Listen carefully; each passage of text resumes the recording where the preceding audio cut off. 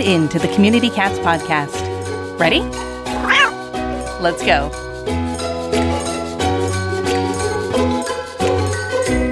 Welcome to the Community Cats podcast. I'm your host, Stacy LeBaron. I've been involved helping homeless cats for over 30 years with the Merrimack River Feline Rescue Society. The goal of this podcast is to expose you to amazing people who are improving the lives of cats. I hope these interviews will help you learn how you can turn your passion for cats into action. And today we're speaking with Elizabeth Finch.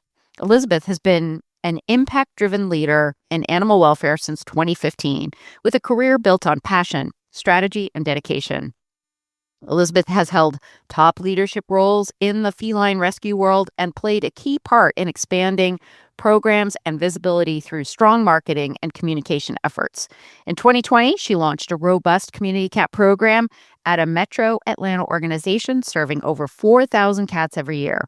In early 2024, Elizabeth shifted her focus to teaching and mentoring others, offering formal instruction on implementing community cat programs. She also contributes her knowledge as a consultant for animal welfare nonprofits and is part of the team behind the Community Cats podcast. She's currently working with a small team on publishing a textbook and has recently published a book of short stories. Although she wears many hats as an educator, author, marketer, and strategist, they are all covered in cat hair. Elizabeth, welcome to the show. Thank you. So, first and foremost, I know you've been on the show before, and if folks want to search Elizabeth Finch, you can go back and listen to our show way back when, and it was the first time I actually met you, but let's start fresh. How'd you get to be so passionate about cats? So I was probably about 9 or 10 years old. Someone brought a stray kitten over to our house, despite my dad's strict instructions not to. And she ended up being a permanent resident. I actually had to beg to let her stay, which was something I typically refused to do. But I just knew that cat had to stay. We named her Chelsea, and she was never my cat. She actually bonded with my dad, who became very sick at the time. And I got a close-up view of the human-animal bond. And we've had dogs before, and they were fun, but she just made a really strong impression on me, and I've been a definitive cat lady ever since. And I think really this whole time, I've really just been trying to pay back what she gave to him. Oh, that's so sweet. That's wonderful. Yeah, and it's so funny because it's the cats that you least expect end up sharing the most. And I'm not belittling like the perfect cats out there, as I say in air quotes, but the ones that are a little strange and a little bit odd, they come out and they just shine. They're much more, sensitive, intuitive. I have had an untouchable feral cat, house feral. We call them, I guess, a house feral. But she loved my elder cat and my 4-year-old son. And you would never have predicted that, she would have bonded with those strange characters in my house. So it's just an interesting relationship and a motley crew that we all are. It really is. When we first did that interview, and it was the first time we met, I think at the end, after I turned the recording off, I'm like, I feel like I'm talking to my sister, because it was like all of the things in our conversation. It was like, oh, yeah, I totally felt that when I was running my organization. And we were talking about marketing. We were talking about boards of directors. We were talking about operations. We were talking about trap, neuter, return, sort of systems-oriented thinking, how to make an impact in the community. And I would love to hear from you while you were working with a nonprofit organization in the Atlanta area. Did you have any aha moments that helped you sort of see clearly as to help cats in the community? It was really kind of putting the pieces together that really helped me, and kind of just getting in there and doing the work. And one of the things that I quickly noticed was not everybody's a cat lover. Not everybody understands the need to help them. Not everybody wants to. That's not really their thing. And that's okay. We tend to get upset when that's not the case, but we can't all care about all the same things all at the same time. One of the things that I hit on, though, is that a community cat program does not just help cats. I quickly started seeing how big of a help it was to people in the community, and those people in the community that most needed help. So that was really kind of an aha moment. You think you're going in there to help cats, and you turn out really having more impact on the people in that community. As you got to know some of the organizations in your area or also around the country and looking at them and how they were handling community cats, did you see many organizations actually having isolated community cat programs? Or was it kind of just a hodgepodge? Or was it sort of like, you get a trap, you figure it out, you come in? Was there any strategy when you first started out? Not really. Um, and I think that's something that is still lacking largely. You have groups that will work together and individual caretakers that will work together. But I think as far as a concerted effort, not everybody is necessarily on the same page. And they all may be working toward the same thing and the same cause, but not necessarily together effectively in the best ways. And I think that is largely because we get into this work and we just kind of get caught up in doing it rather than taking a step back and thinking, okay, how do I need to plan this out and how do I need to go about it? What is the best way to do this? And instead, it just becomes, I trap this cat, I trap that cat, I trap this cat, and then I'm trapping this colony over here, and it becomes onesie-twosie. And that's really not as effective as it could be. So for those of us who might be new to trap, new to return, what is the best strategy with regards to trapping cats in your backyard? Say I've got 4 to 6 cats in my backyard, or say I feel like my community has a lot of cats in like a block area or behind a shopping mall or something like that. Is there a best practice strategy for us to be most effective? You can't do those few and call it a day. You have to get the whole colony, and then you have to get the whole community, the whole neighborhood, the whole zip code. Go about it in a strategic fashion. If you're trapping 4 to 6 cats on this block over here and another 8 a couple of miles away, that's not really going to show much impact. So it's really about going about it strategically and getting down to that colony level. And you get that colony and then you go out from there. That's a proactive approach, which I'm always very clear to say. We try to be proactive with the work that we do. And I value every person's time that's out there trapping.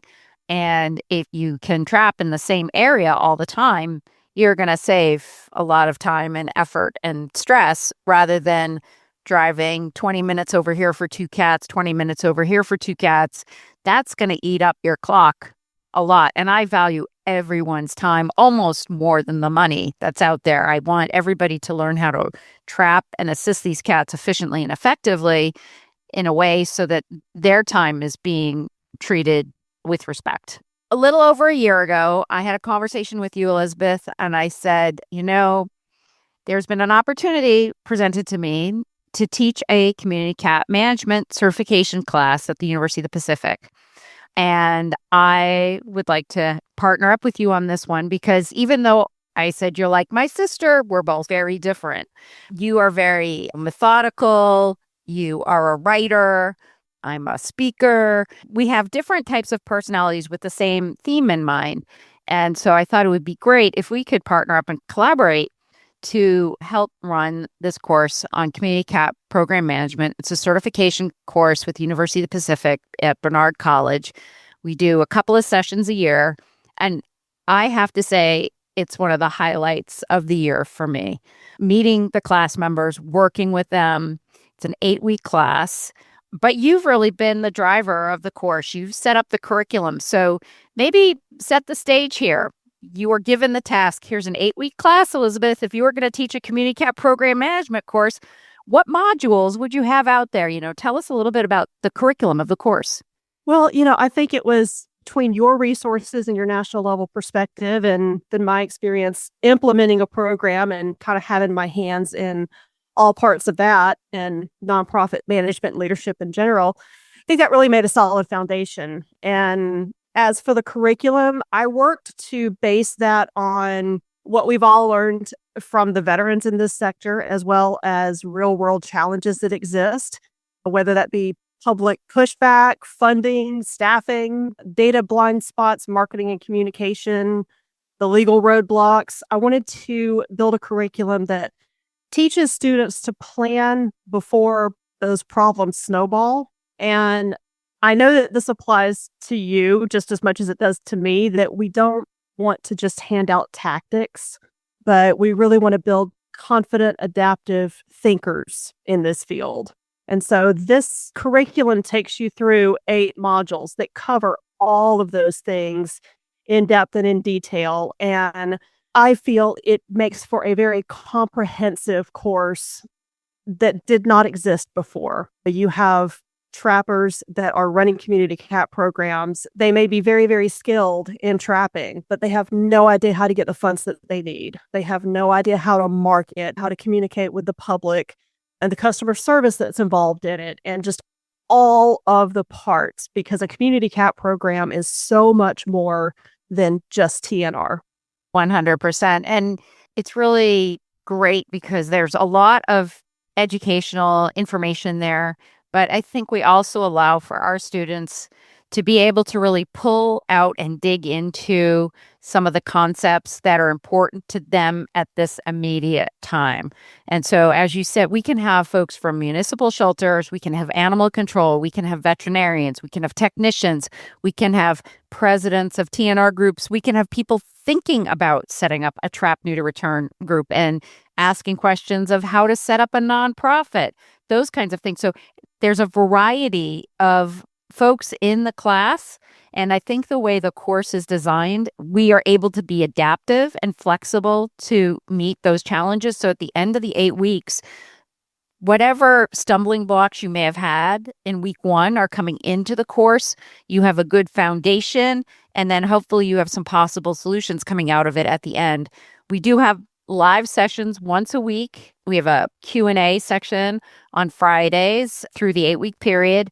If you can't attend, we also have the course designed in a way so that if you work a full-time job and you're not able to break away, you can watch the recording and you can submit questions virtually and your questions can get answered that way. But we do love it. We love seeing the folks live at 11 o'clock on Fridays to get a wrap-up. And it's very, very fun. I'm still in touch with a lot of the students from the class, and I know you are too. I think they've all felt very positive about the course. And we're here today to share this class because we have sessions that are coming up in the fall and we have them coming up in the wintertime. And so, to always keep a lookout, the course does have a fee. I will share that information. It does have a fee, but we do have a scholarship offered, and there's a story behind that scholarship. So, Elizabeth, could you share the background on that opportunity? I would love to.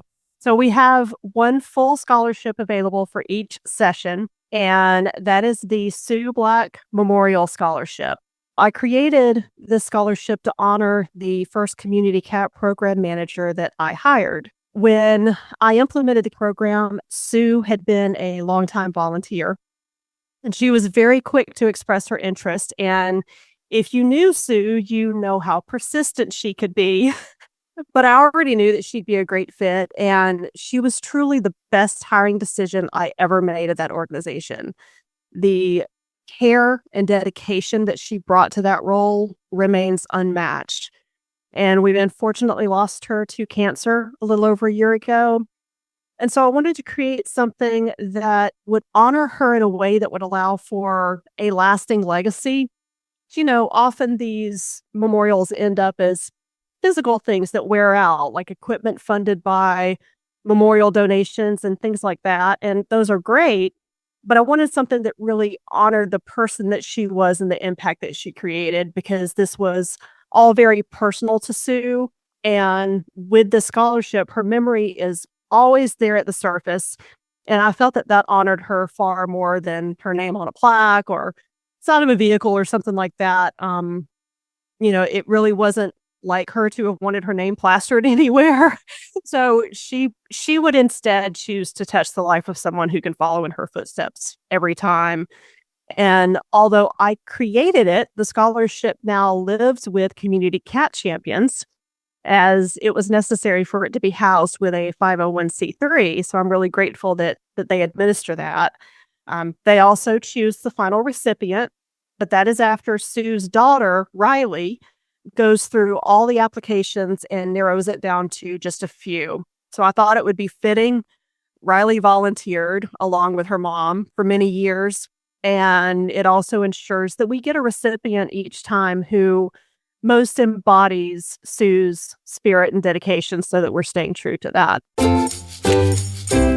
Imagine having the tools and confidence to build and lead a program that truly transforms the lives of community cats. The Community Cats Program Management course is an 8-week online course offered through the University of the Pacific, co-taught by Stacy LeBaron and Elizabeth Finch of Community Cats Central, along with guest experts. This college-level certificate course is designed for nonprofit leaders, shelter staff, animal control officers, and community cat advocates who want to take their work to the next level. You'll learn how to run effective programs, from mastering TNR and colony care to community outreach, legal considerations, partnerships, volunteer management, and building long-term sustainability. The next session begins September 15th with course materials available on demand to fit with your busy schedule and live Q&A sessions every Friday at 11 a.m. Eastern Time. If you've been looking for the next step in your journey as a community cat advocate, this course was made for you. Learn more and register at communitycatspodcast.com/college-program. That's communitycatspodcast.com/college-program. Have you ever wondered if your neighbor's sneaky cat was actually a covert ops agent? Do you lie awake pondering the science behind why cats are cuter than babies? Are you a culture, history, and science buff with a slightly weird sense of humor? Do you just love cats? You're in luck. 6 Degrees of Cats, the world's #1 and only cat-themed culture, history, and science podcast, is launching our next season. You'll hear from experts including American University in Cairo's Egyptologist Dr. Salima Ikram. Dogs in ancient Egypt have names. Cats don't. International Spy Museum curator Andrew Hammond. Cats know how to be quiet. They don't draw attention to themselves. And Nap Ministry Bishop Tricia Hersey. You just have to trust the process when you look at cats and how much they sleep. Join the crew of 6 Degrees of Cats on our next voyage across history and cultures to continue exploring how and why everything is connected to cats. Subscribe now.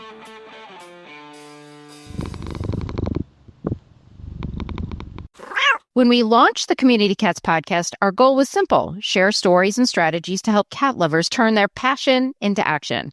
But something amazing happened. Our community grew, and so did our mission. Over the years, we've added webinars, conferences, certification courses, downloadable tools, and a whole lot more to support people who care about cats. So it's time for our name to reflect everything we do. The podcast isn't going anywhere, but our overall platform is rebranding as Community Cat Central. It's the same team, the same heart, and the same commitment, just with a fresh new look and even better ways to help you take action for cats in your community. You'll start seeing updates soon, including a brand new website, smarter email tools, and resources that are easier to access and use. We're so grateful to have you on this journey with us, and we can't wait to show you what's next. Are you getting your message across to your entire community? Do they know what programs you offer and what they can do to help? Learn more about how to effectively market your organization, or just sharpen your skills with a free self-paced marketing course, The Fundamentals of Marketing on Maddie's University. The course is designed to provide a basic understanding of marketing and provide you with templates and tools to elevate and improve your organization's brand, voice, and audience, and have fun while doing it. You'll receive a strategic marketing plan template to download free. Go to university.maddiesfund.org and search marketing to enroll now. If folks want to contribute to help with the scholarship program, they're most welcome to do that through communitycatchampions.org. And also the information about the scholarship is also there. And you can see when the application is open and what the calendar is like. So it's communitycatchampions.org. That's the place to go if you want to find out more about the scholarship. And it really is wonderful and appreciate and thank you for that. Elizabeth, before we turn away from the University of the Pacific Community Cat Program Management Certification course, I want to touch upon those modules just a little bit. We have 8 interviews in those modules that interview a variety of different people around the country, which that is like the second half of the class. And then the first half is you. And what do you do in that first half of the section? So that first half is a recorded lecture, and that is on demand. So it becomes available every Monday morning. But that is a recorded lecture that really goes over the entirety of that module. And we have then assignments based on that and some additional reading material that they are given. And then, like you said, attached to that is a guest interview. This is one of my favorite parts because it's not just my perspective and your perspective. We're bringing in experts from the field that are still doing this every day, because you and I are not out doing this every day at this point. And that gives additional perspective, additional knowledge. And we've got some really, really great folks that have added to this. Right. We have Karen Little from Alley Cat Advocates out in Louisville. Brian Cordes, I think everybody knows, Neighborhood Cats. Samantha Pullen talking about T-Town TNR, talking about volunteers and leveraging your volunteers. Audrey Garrison. And we have quite a few more folks there. Danielle Bays from HSUS. So it's 8 weeks full of great, deep interviews that really relate with the educational session that comes beforehand. One question I get too is how much on a weekly basis is the work? How many hours of homework do folks have? I have actually tried to cut some of that down because it was a little bit too much, which is better than not enough. You know, you're getting your money's worth. But I've tried to streamline that a little bit more so that you're spending about 4 to 5 hours a week. I usually say that too. I usually say it's around 3 to 5 hours of work outside of the class. And in addition to co-teaching this class, you also are the editor of our podcast. So thank you very much for that. And you do some consulting with us. I say some in capital letters because there are going to be some exciting things coming on down the road. And you've been very, very much a part of that. And then also you host some of our TRAP new to return certification workshops. And you've got, I don't know, several of them under your belt at this point in time. And, you know, what does it feel to be doing those TNR certification workshops? How does it feel for you to be hosting those? It's great. But you know what? I have to say, I did not realize how difficult it is speaking that long. My hat's off to Brian Cordes for having done that this entire time. Being on for that long, it can be difficult, but they are fun. We always have some great folks in. There's always something new to learn. Kristen does a great job in the background. I have dragged along my friend Lori to serve as answering questions in the background. So it's fun to get to work with her again, too. Yeah. And so many folks, they do enjoy the ability to ask questions while the presentation is going on. And we have quite a few organizations that require that their volunteers take this class before they're able to go out into the field and do TNR. And we would much rather have folks take our class and go through the training than have you spend 2 hours training one person, 2 hours training somebody else, and then half of them end up not really wanting to volunteer for your organization. So I think of the TNR certification workshops as a great way to really determine who's here to be a trapper and who is like, yeah, that's not for me. I can go do something else. And it's just a way to clear that volunteer deck really well. And then the folks that get TNR certified in the workshops are able to go on and get our other certifications that we've expanded into this year. So you can do the drop trap certification or trappers tips and tricks, colony caretaking tips and tricks now has a certification option at the end of it too. So I have folks saying they want to list all these certifications on their LinkedIn page. Isn't that exciting? You know? Absolutely.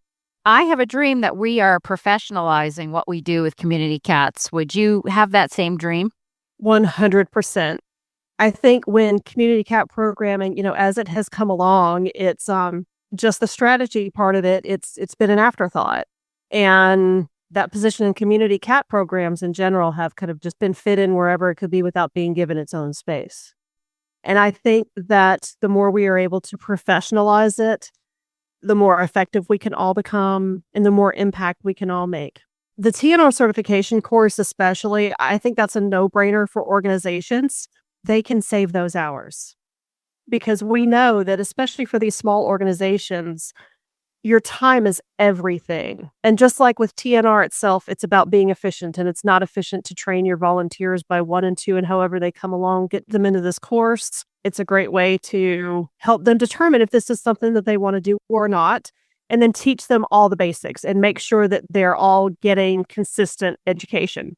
And we do have a partnership program, and there's information about that on our website, and we'll make sure we have that listed in our show notes too, so that we can really ensure that if you're interested in partnering with us in whatever way you're interested in doing it, whether it's just sharing our information out with the community or signing up to be a partner where you are subsidizing the cost of the volunteers attending the session, we can work that out. We have a program for that. We pretty much have a program for anything. So you just reach out and we can all make it happen. So it'll be in the show notes, but I think by now everybody knows my email address, which is stacy@communitycatspodcast.com. And you can always shoot me an email. I'm always very quick to respond, and feel free to reach out. Elizabeth, you are a writer. You are a writer. You've written a couple of books, several books that are some books that are out on Amazon. You're involved in writing projects. I think that may be partially your passion area is in writing and written communication.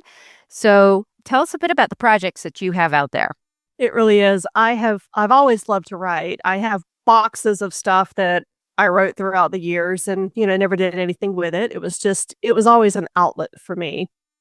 And this book that I have written was that as well. So it's called Colony Tales, Lessons from the Alley, and that's Colony Tales, TAILS, because cat puns are also my thing, for better or worse. But as I was creating the curriculum for this course, which, to be honest, it can get a little dry writing content for that purpose, I was also processing the loss of Sue, and I was going through a particularly difficult and very nasty professional breakup of sorts, and Colony Tales was born from that. So it was an outlet and a break from all of that. It is a collection of short stories that speak to the human side of this work and all of those quiet moments, the heartbreak, the resilience, and the humor that often go unseen. And the stories honor that caretaker who is on the front line. So it's suitable for all ages. It's a light read. And although it started out as a book for myself and my own healing process, I would love if others can get something from that as well. And if folks are interested in getting a copy of that book, how would they do that? It is available on Amazon.com, and it's actually on Kindle Unlimited. So if you've got Kindle Unlimited, you can read that for free even. It's also available in paperback. If folks are interested in finding out more about the course or any questions that they might have, how would they reach out to you? Well, you can reach me at elizabeth@communitycatspodcast.com. I think that's the easiest way to go, for sure. Absolutely. And our course, it is a fee-based course. And so the fee at this point in time is $429. And then we have the scholarship opportunity there. And I really hope folks will consider joining us for this class. I think it is life-changing for many of our attendees. And again, we have an international crowd that joins us in this class. So if you are listening in and you're outside of the United States, you are certainly welcome to be part of this program. And we believe we can serve you just as well as we can serve folks that are in the United States. We will make sure to have in the show notes information about the University of the Pacific course, the Community Cat Program Management Certification class. We'll make sure we have it there. We also have it up on our events page at thecommunitycatspodcast.com. So you can go and search or go to our events page and just scroll forward. Our next session is starting this month in September. So you can go there and see if we have room in the course, which we hope we would for you. But sign up early is definitely the best suggestion. Elizabeth, is there anything else you'd like to share with our listeners today? Sure. I do have an upcoming series that I am publishing. It is a series of standalone guides on all parts and pieces of community cat management. So those cover everything from TNR protocols to volunteer management, data management, marketing and funding, dealing with local lawmakers, just the whole gamut, because effective TNR is about far more than just traps and tuna. So I just want to make those tools more accessible. And so those are going to be available on Amazon as well. Excellent. Excellent. Thank you so much, Elizabeth, for joining me today here on the Community Cats podcast. And I'm just thrilled you're part of our team too. So I want to thank you for all that you do to help the Community Cats podcast and help our community. And I can't wait. You'll probably be a guest on the show again. And I hope it's sooner than what we let from the last interview. So look forward to having you back on the show. Thank you so much. I love being a part of this. And you and Kristen are just so fabulous to work with. So I thank you for taking me in. That's it for this week. Please head over to Apple Podcasts and leave a review. We love to hear what you think, and a 5-star review really helps others find the show. You can also join the conversation with listeners, cat caretakers, and me on Facebook and Instagram. And don't forget to hit follow or subscribe on Spotify, Apple Podcasts, Google Podcasts, YouTube, Stitcher, or wherever you listen to podcasts so you don't miss a single show.